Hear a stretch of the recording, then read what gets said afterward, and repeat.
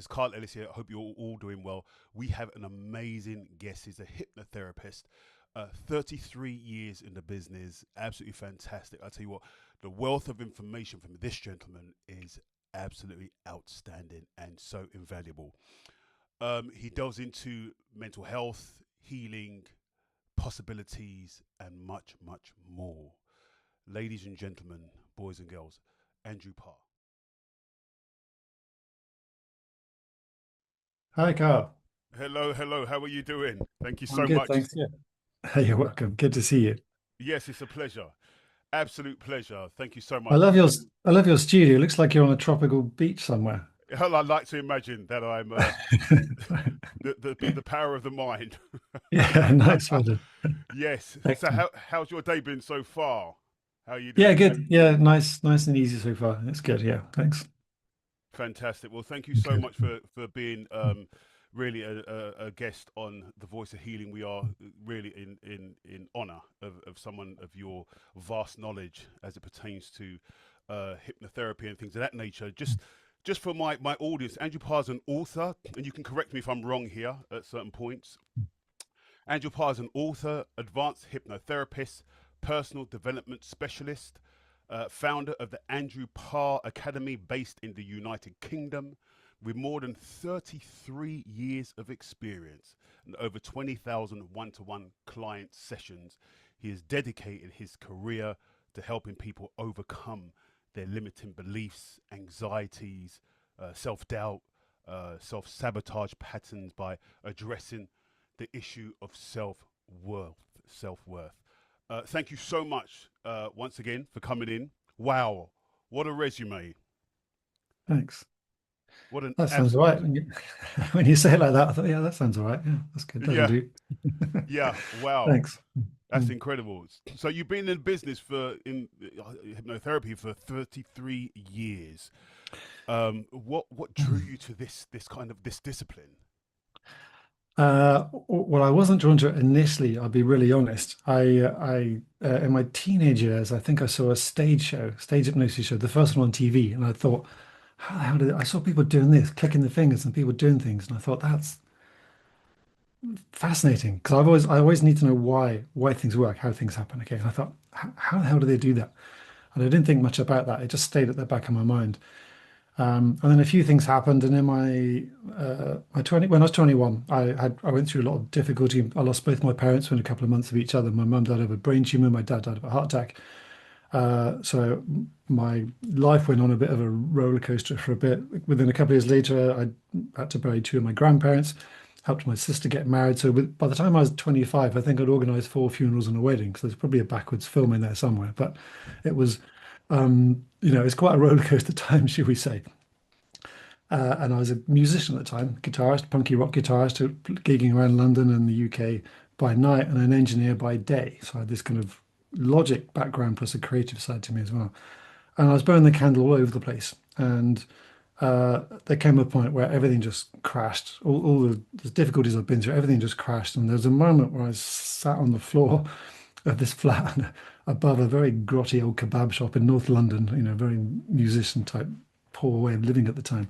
And this voice just said, find out about hypnosis. Just find out about hypnosis. It was so clear. Don't know where it came from. And I just picked up the Yellow Wow, Pages, which is a big, thick book back then, wow, dialed a few numbers, and made a few calls. And I found out that, oh, there's more you can do with this clicky finger business than making people do funny things. And then I realized, actually, you can really help people. And I learned a lot about myself. So as the learning about myself as I learned that really made me think, actually, this is something that's interests me more than what I have been doing already. And it was just a series of incidents, really. And I thought, this seems like a way forward. And so I was 27 years old by then, and I just set up a little practice in North London, and yeah, carried on. Basically, I did wow. take a year out around Wow. about 2000, but apart from that, I've just worked straight through. So that's how I got into it. It wasn't a big life plan. It was one of those life falls apart plan, and then you got to do Yeah. something. But you get this inner drive, and it just fascinated me, the whole topic, really. So that's how I got into it, kind Wow, wow, that's so of. so impressive. A lot of weight on your shoulders for a very young age as well. it's incredible because I think we have pivotal times in our lives that if we're Mm. aware and we're conscious, we grab onto that. It could be just a silent voice that just speaks to you, but it speaks in such a way that you grab onto it, that it Mm. resonates with you. Is that, am I correct in assuming that? Yeah, absolutely. Yeah, I think some things you can plan and you can work towards, and you can have a nice logical approach. But sometimes things just say, "Do this," and you got to learn to listen for that inner voice, that inner shout. Something within me was telling me. I tell you an interesting thing that happened some years after that, and this might stretch people's belief systems, but it depends what people think. Maybe 7 or 8 years later, I was sat down after a busy day. I'd helped a lot of people, and I was thinking, my life's all right now, actually. And I thought back to that moment when I was sat on the floor, when all my life had fallen apart. And in my mind, then, when I'm sat there, I think I had a glass of wine at the time, just relaxing or something. I imagined that younger me, and I was saying to it, find out about hypnosis, find out about hypnosis. And if you believe in multidimensional time frames, then, was it my own voice 8 years later telling myself Yeah, it's to wake incredible, up, isn't it? get Wow, into that's it? I've had a few experiences like that. I don't know, but it's like, oh, I didn't. It took me a while to realize that. Oh, yeah, I said the exact words to myself that I heard 8 years earlier. But that's wow. another topic. But I'm also open to all sorts of possibilities like that. So Absolutely, that takes us very much onto like the spiritual realm as well.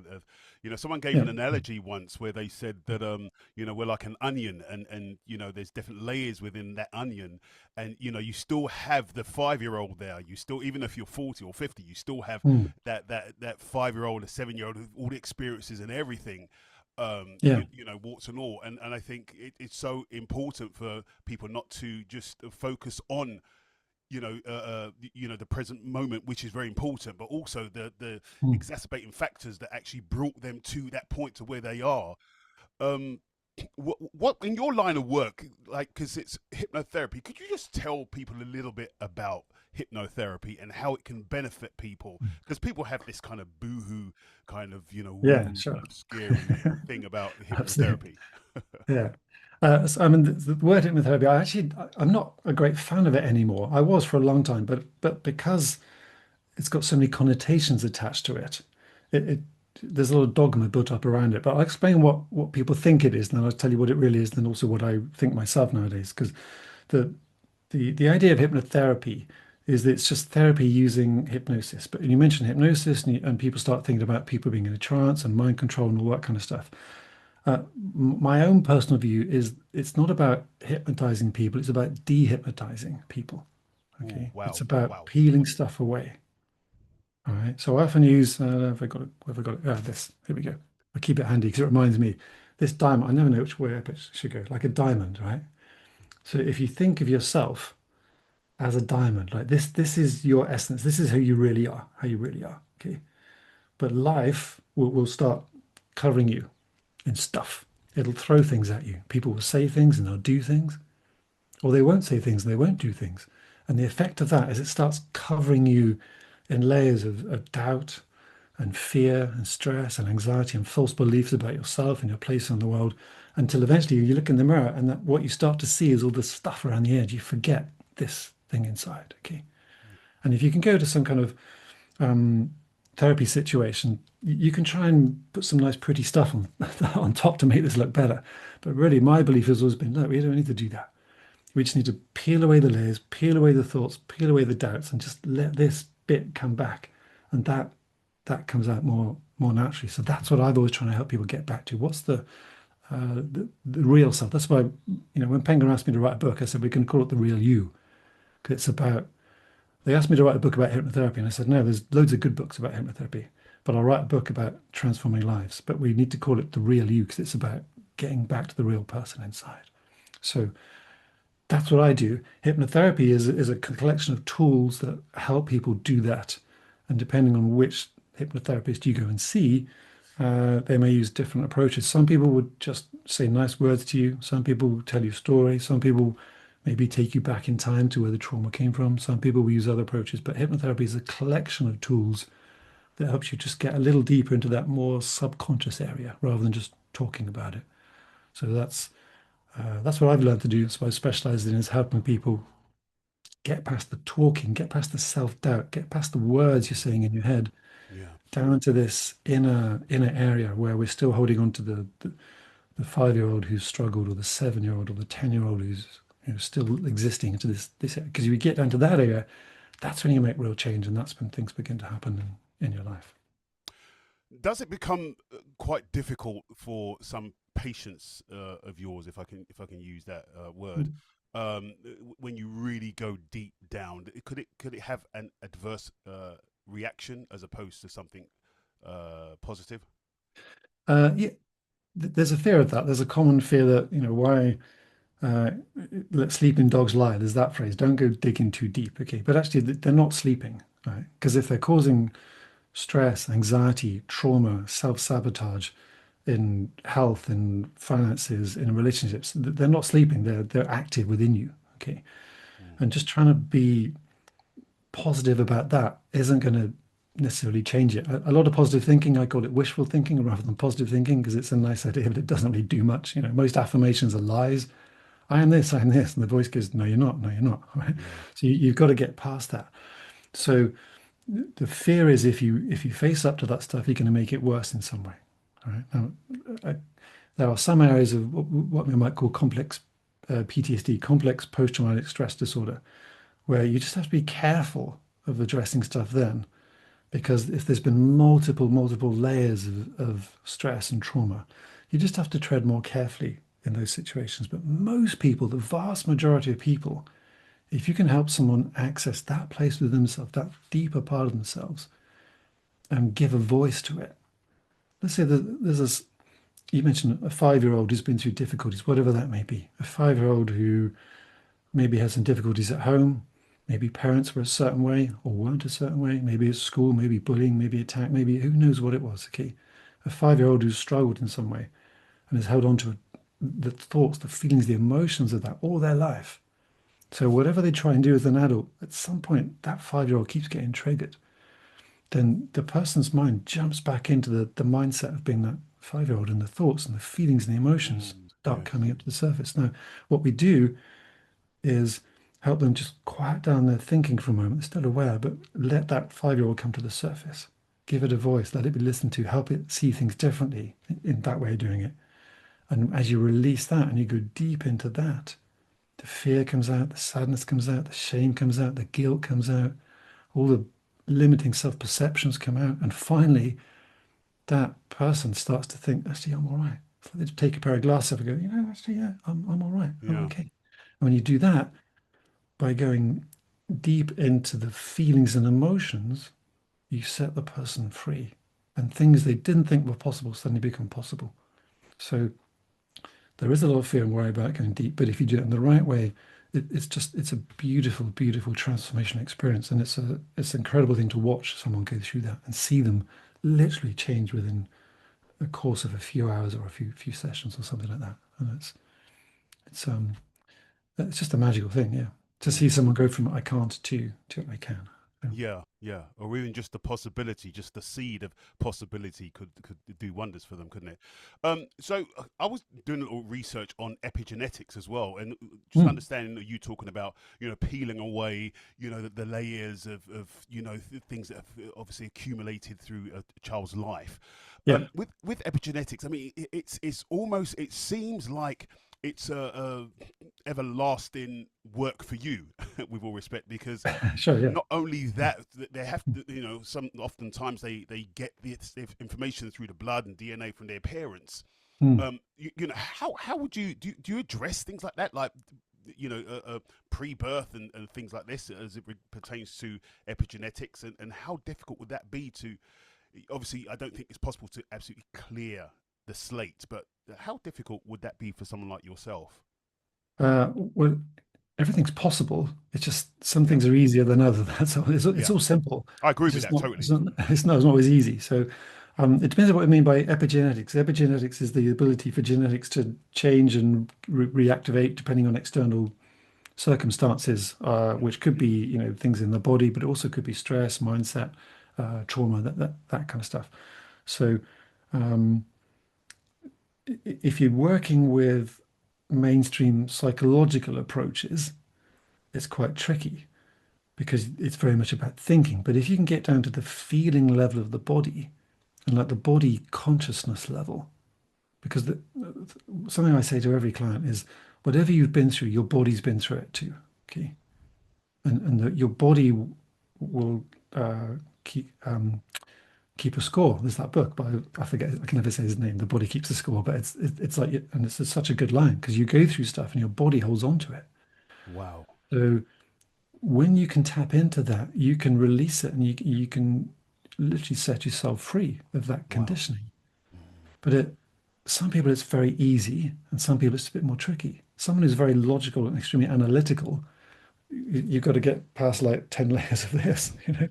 Someone who's very open and very emotional, it's easier to get down to those things. So it depends Yeah. on the protection layer. But yeah, epigenetically, yeah, you can access that, but it's just getting down through layers of thoughts, feelings, protection, emotion, belief.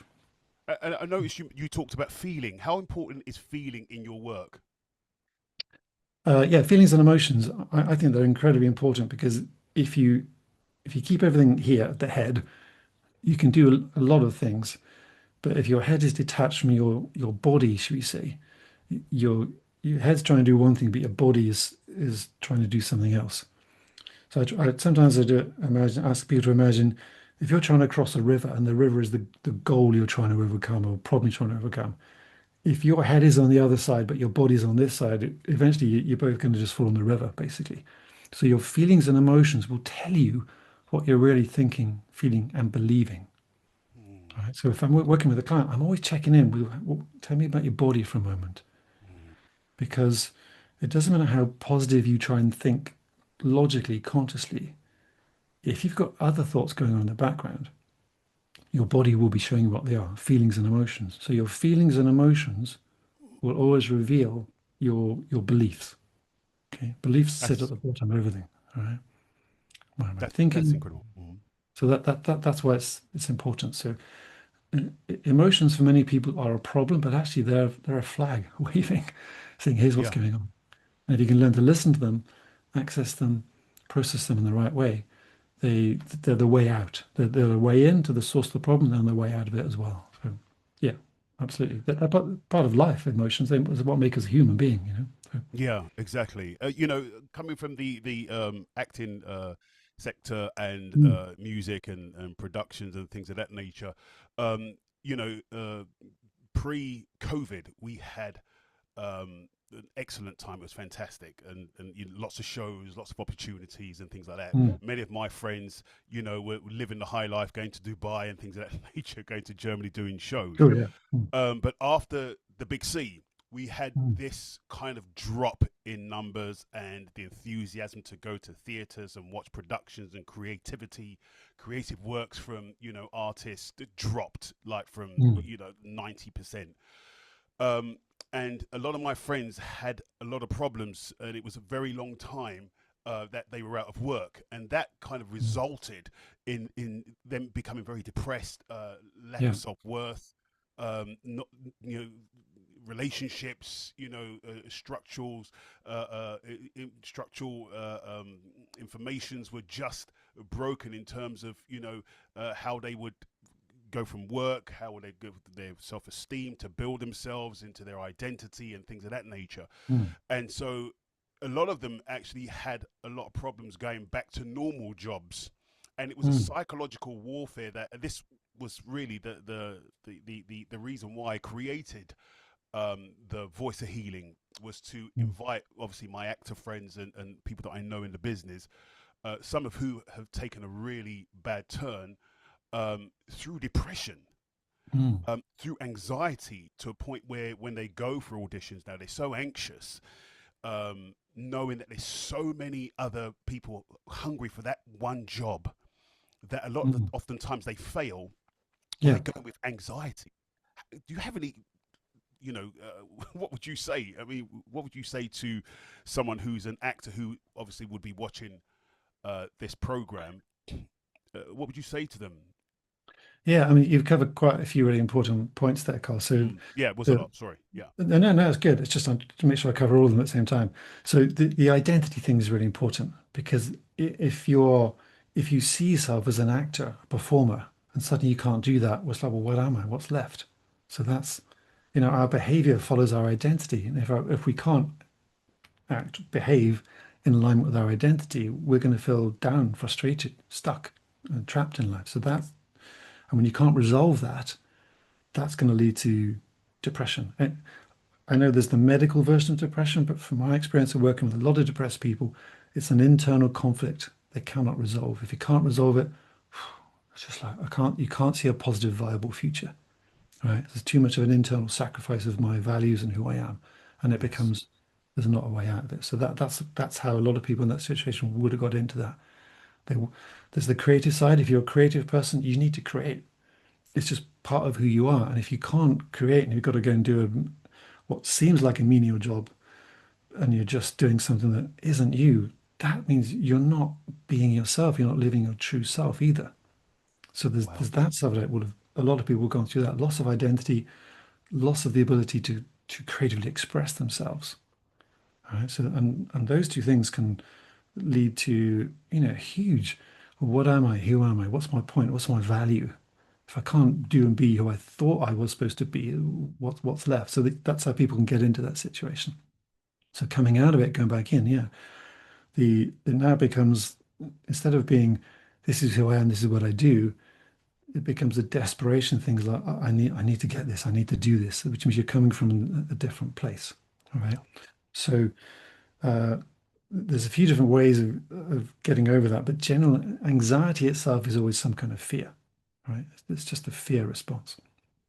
I'll come on to that in a moment, but to answer a practical step, let's say to be confident, because you've got to be confident in a role, right, when you're acting. I did some acting years ago. I was never good at acting, but I took part in a school play, and my All kids right. they went to a Steiner school, so that the creativity there is pretty high, and high level directors, uh, high level of acting, but I was like, what am I doing here? Okay, and I was busy trying to act in rehearsals, and a guy there who called Colin, who's an amazing guy, brilliant actor, he said to me, "Will you just stop acting?" I said, "What do you mean?" He said, "Just stop acting." He said, I said, "That's what we're doing." He said, "No, just stop acting and be the role, be the character." You probably know this anyway, but for me, it's like, oh yeah, I never thought about that. Yeah. I had to leave myself at the side of the stage, stop having that internal conversation with the audience, like, this isn't really me. I'm just pretending here, this, all that kind of shit, Yeah. and just be the role. And the moment he gave me permission to do that, it's like, oh yeah, great, I can do that. So a lot of people getting back into acting and trying to go for auditions, they're having those internal conversations about, am I doing it right? Am I good enough? What's going to happen if I do this? So they're going to like me. They're going to pick me. Where they should just be being the role, being the character they're auditioning for. Wow. Okay. But to do that, there's a few levels because you've got to have a certain level of confidence to do that. You've got to be confident just being that role. But to be confident, you've got to have self-belief. And to have self-belief, you need self-esteem. And Yes. to have self-esteem, you need self-worth. All right. So you've got to believe you exist. You are a worthwhile person just by existing. Okay. You've lost your job, you've lost this, you've lost that, but you still have value as a person. That's what real self-worth is. Okay. Most people try and chase it, but you've got to get it. Say, I exist, therefore I am a worthy, deserving person. Okay. And you got to think, right, self-esteem. Self-esteem is recognizing your qualities. I got good qualities. I can do this. I can do that. I was that. I can do it again. I've got good qualities. Your self-worth will underpin, give you a good foundation for self-esteem. Self-esteem then has to become self-belief, right? I'm a worthwhile person. If I don't get this job, don't get this audition, I'm still valuable as a person, right? My qualities are good. I can still do this. I need to start believing in myself. I need to believe I can do this. I can, I will, I'm going to. Those are good phrases. Can, I will, I am, these kind of stuff. Okay. And then when you put those together, look, your self-worth is there anyway. You've got good qualities, which gives you self-esteem. You start to believe in those qualities once again. And then you can step into a situation with more confidence and just be that role, be that character, whatever it is, rather than the inner self-talk. Because the self-talk will come from the fear, but if you can do self-worth, self-esteem, self-belief, it'll give you the confidence to step into those roles. So that's what I suggest. It's interesting you said self-worth, self-belief, and Self-esteem. self-esteem. Yeah. Esteem, right? So it's interesting because with unemployment so high, with these, with particularly in particular men. I don't want to sound Mm. misogynistic, That's okay. Yeah, sure. but men really, in my experience, really find their worth in creating something and being something and doing something. Yeah. And with unemployment so high, how would they then find that self worth if there is nothing outside to give them that, that kind of start point to get to the self belief and then the self esteem? Yeah. How But that's still based on the idea that the self-worth comes from something they do Yeah, right, rather right, than something they just are. right. So it's knowing themselves first, Not right? necessarily that you are a worthy, deserving person. You are worthy of love. If you've been out of work for a week or a year or 5 years, you are still a worthy, deserving person, deserving of love and kindness and support and everything that life has to offer. You are still a worthy person. You do not get your self-worth from something you do. It's just what you are. Mm, People can never lose self-worth. It's always there, but they can lose their perception of it. mm. Your worth And never goes away, all right? It's always yeah, there. You true. just lose sight of it. And Okay, if I and took, sorry, go on. If I sorry, took this, carry on. if I took this, it's not a real one, as I'm sure Yeah, you know. If I took, if I love took a it. diamond like this and put it underground for a while, Mm, it's still a beautiful, sparkly diamond. Whether it's, mm. the worth is still there. Yeah, And you got to realize absolutely. that your worth as a person is not dependent on external things. The moment you put it on external achievements, you're at risk of losing it. So Right. you have to let go of that. It's a cultural belief system that a lot of us are brought up with. You're good when you get good results at school. You're a good person. Well done, tick. All that kind of nonsense. Yeah, yeah. You do well, you get praise. You do work well at work. You get bonus. Blah blah blah. You're rewarded for what we do. So we tie our self-worth to an external factor, and that's a limiting belief that has to go. You have to Mm, think, I am valid as a person, just because I am, just because I exist. Now, what can I do with that? What qualities can I start to recognize? Even if I've done nothing yet, even if I've failed to get through 5 interviews or 5 auditions, whatever, or 10 or 20 or 50, whatever, I still have worth as a person. Okay. And, that's and that's a that's really hard thing to do, but you've got to let go of that and stick with it. I'm still valid as a person. so from what I understand, what you're saying is finding the small things in life that you can literally pat yourself on the back and say, listen, this is what I am good at, as opposed to focusing on the negative. Is that correct in that assumption? That's, but even that is still saying if I can find something good at, then I've got worth. I'm Right, saying you have worth anyway. Even right. if you're rubbish at everything, you still have worth as a person. Okay. You're rubbish. And, That's your quality, being rubbish. and nobody's rubbish at everything, really. Okay. But the moment you say, if you're grasping around thinking, what can I hold on to that makes me feel like a good person? You're still looking for outside of yourself. So how do they get to that point of um, just nothingness and just being and being happy with them just being still with themselves in the universe, in the space of the universe? How would they do that? You said it quite nicely then. If you could just be happy and be still, be at peace with yourself and the universe, that'd be quite a good exercise to practice doing that. Just, Right. uh, just sitting still for a while and just allowing yourself just to let go of everything that you think the world has taught you, Wow. because most of it is built on fear and belief and false and conditioning. If you can just let go of that for a moment, just sit and just feel feel yourself as a person, as a being existing, just as you are, Yeah. and that's it.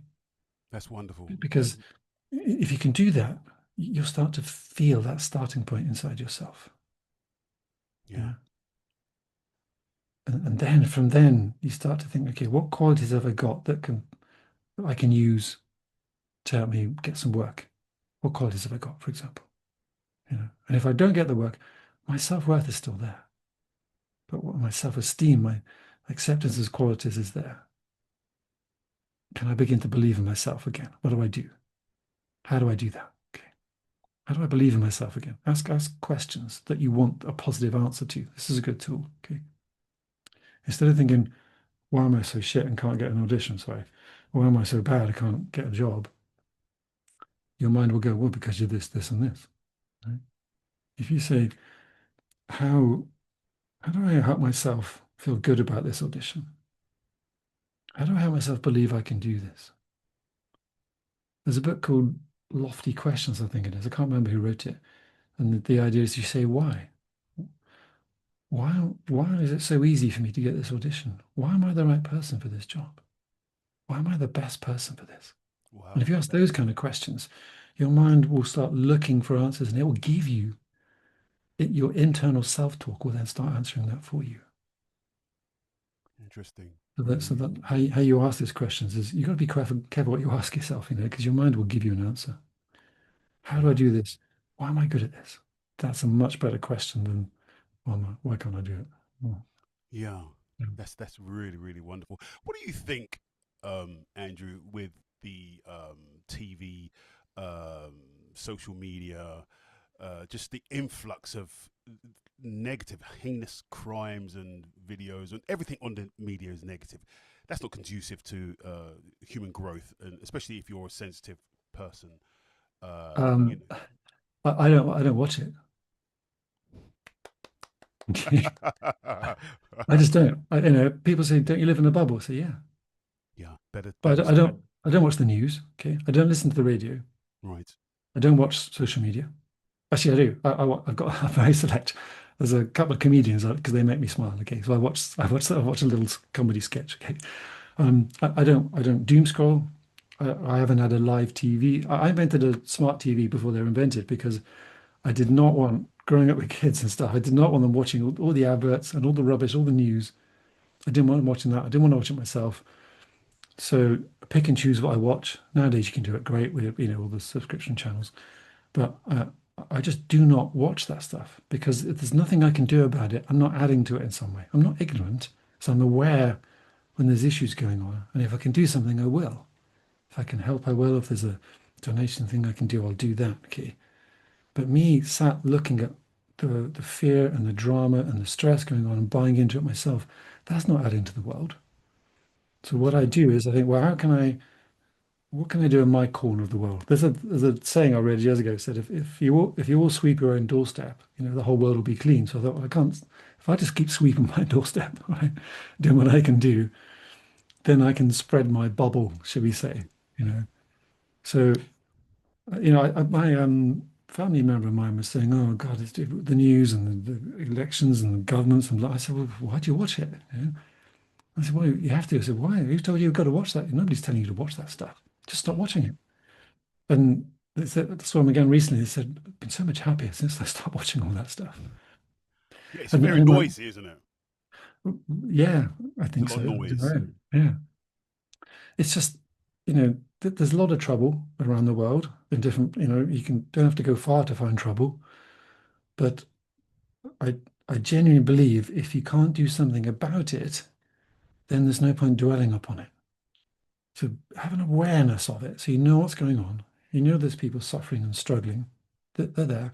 If there's something you can do something. If there isn't, the least you can do is just send them like a loving thought in some way. If you could just do that. Yeah. If So everyone done that, it'd be amazing, wouldn't it? it'd be incredible, yeah. So people might say, well, what is that going to do? Well, it does a lot more good than moaning and complaining and buying into the fear, perpetuating it. There's another saying somewhere which I think there's a lot of validity that, hating war is not going to end war. Just loving peace is going to change that. So you have to learn to let go of the fear and find more love, more peace in yourself and projecting that onto as many situations as we can. And the more we can do that, the more you can have a positive impact on the world around. So, um, it may be a cheating answer to your question, but I'd say just don't watch that stuff. Yeah. Have an awareness of when there's difficulties and troubles and there's something you can do to help. If not, just focus on your own bubble, your own area of life. What can you do in that and Yeah. make a difference there? And then And support that's people. That's Yeah, it's Yeah. interesting, and in fact, we have the internet. If everyone joined together, you said, and just like each one help one, we'd at least make a little dent in what would be like a real kind of catastrophic future. Which I don't want to sound pessimistic, but I see that's going that trajectory. So, but I wanted to ask you, um, you've worked on emotional conditioning for years. Is that correct? Yeah, sure. How has it an effect on our subconscious, because you actually offer classes and things of that nature as well, but just briefly, what would you say, how does it So, affect? okay, so good question. There's emotional conditioning, there's the subconscious. You have to first clarify what the subconscious is, should we say? So, Please do. sub means under, submarine means under the water, subconscious means below consciousness. Okay, so many people think of the subconscious as being this computer-like thing that you can just program in some way, right? And that it works to a certain degree like that, but there's much more to it than that. Okay, um, your subconscious is running all the biochemical functions in your body. Trillions of cells are doing that and managing to, do what they do. Um, but your subconscious is also another label for the part of us that can store information, should we say. And that part of us that can store information can be emotionally conditioned by difficult experiences, should we say, or good ones, But we tend to talk about negative ones, but positive ones too. I Wow. I grew up loving the smell of bakeries. Every time I walk past a bakery, it's like, oh God, that's the most delicious smell. And now if I go past a bakery, it reminds me of being a child walking past those bakeries, because smell is a really good Yes. connector. Um, but if we've been through really difficult experiences, that emotional intensity of the experience we go through conditions the part of our subconscious that stores information to be ready for that and be sensitive to it happening again. Right. So Wow. if you think of that part of our subconscious that stores information is doing so we know how to function in the world. Imagine what it would be like if every time you walked into a room, you didn't know what the objects were. You didn't know what a mug was, or a pen, or a piece of paper, or a chair or table. You had to figure it out again every single time. That would be chaotic. So your mind learns that's a pen, I can write with it. It's a mug, I can drink out of it. It's a chair, I can sit on it. All right. But your mind will also learn, ooh, that's a scary situation. I got to be careful here. So the emotional conditioning can be there in that information storage. So then as you go through life, situations may trigger that same feeling. And then we find that in a situation where maybe we should be feeling calm, relaxed, and peaceful, but actually the emotional conditioning is making us feel tense and stressed and worried. Wow. So a lot of what I've done is helping people undo that emotional conditioning from the subconscious part of the self that has been storing information, should we say. Yeah, that Wonderful. makes sense. So, just we're coming to a close now. Perhaps you'd like to come for a part two, because at a later date, I know you're Yeah, of quite course. busy. Could you just tell the audience a little bit about where they can find you, and yeah, just Oh, sure, yeah. So I've got two websites. One is for me and me helping people, and one is for me training people to help others. So the one for me helping people is andrewparr.org, and the one where I train people to help others to become practitioners and do what I do, that's andrewparracademy.org. And I was going to say, Carl, because I like what you're doing. I love what you do. I love you as a person. thank you. If people go to andrewparr.org/Carl, I'll upload some freebie things for people. I'll see if I can put some MP3s, some recordings to help people give them some confidence and stuff, just as little starters. So I haven't done it yet, but I will do it the moment. So by the time this goes out, it'll be ready and it'll be live. And Thank so, thank you so I so can much. give away something. And I'd be glad to come back and finish off and talk some more with you. Yes. Fantastic. Thank you, Andrew. God bless you. Blessings to you. Thank you, and speak to you again. And to you, Carl, well done for everything you're doing. You're amazing. And to everyone listening, just stay with it. There's always a way. There's Thank you. always a way. Okay. Always away. Yes. Thanks very much. Cheers, Andrew. Yeah. Bye now. Bye. Bye.